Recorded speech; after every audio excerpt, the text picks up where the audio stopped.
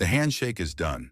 The high-stakes meeting between President Donald Trump and President Xi Jinping at the APEC Summit in South Korea is officially over, and the results are a temporary relief for the global economy.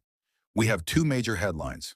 First, China has agreed to a one-year deal to keep the flow of critical rare earth minerals moving. Second, the U.S. is signaling a significant reduction in tariffs on Chinese goods. But what was this meeting really about? And why did the fate of your smartphone, your electric car, and the world's defense industry hang on 17 little elements? We break down the deal, the disaster it avoided, and the three issues that still threaten to restart the trade war. To understand the victory, you have to understand the weapon. The core of this geopolitical showdown was rare earths. What are they? They're a group of 17 metallic elements that are absolutely vital for modern technology. From jet engines and advanced radar to wind turbines and, yes, the processors in your phone. The problem: controls over 70% of global rare earth processing. Earlier this month, Beijing tightened export controls on these materials and the equipment used to process them. This was seen by Washington as a clear escalation, a direct counter to U.S. restrictions on advanced semiconductors and AL technology. It was China's ultimate trump card in the trade war. The threat of a complete halt caused chaos, driving defensive purchasing and prompting President Trump to threaten huge retaliatory tariffs. Now the resolution. Following nearly 2 hours of talks, President Trump announced that the rare earths issue is settled for 1 year, with China agreeing to keep the supply flowing. Crucially, this agreement seems to cover the export controls that had been threatening to go into force next month.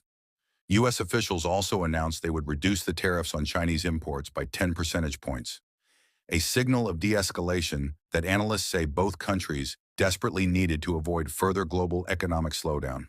This deal, which included China agreeing to major new purchases of U.S. soybeans, is being framed as a massive success by the Trump administration, with the president himself calling the meeting a 12 out of 10.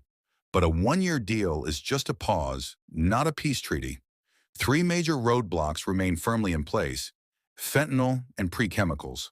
While tariffs related to fentanyl were cut from 20% to 10%, this is a political and humanitarian issue that demands long-term cooperation on precursor chemical export controls from China. The tech war, the core fight over advanced technologies, specifically U.S. restrictions on selling advanced AI chips and semiconductor equipment to China, was not fundamentally solved. This rivalry is the engine of the new Cold War. The Indo-Pacific power balance. Though Trump and Xi reportedly didn't discuss Taiwan, the broader military and strategic competition in the Indo-Pacific region remains the underlying source of tension. The ultimate question is whether both sides can use this one-year window to find a durable solution, or if this is just a very expensive timeout before the trade war restarts. The global economy is on a temporary hold. Do you think this one-year rare earths deal is a genuine step towards peace, or just a temporary fix to avert a crisis? Let me know your thoughts in the comments below. And if you want to stay ahead of the real headlines and the more behind the story, make sure you like this video and hit that subscribe button. We'll be back tomorrow with the next big story.